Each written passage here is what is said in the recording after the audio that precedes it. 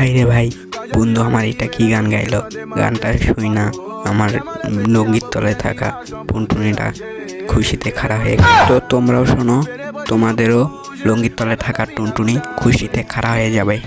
গানটা আবার গাছ আবার গানটা গা শুনি। লম্বা লম্বা কেশে বড়া আমাদেরই ননুর গোড়া, তার মাঝে আছে দেশে লম্বা সাগর কলা। সেটা দিনের বেলায় নীরব থাকে, রাতের বেলায় কারা।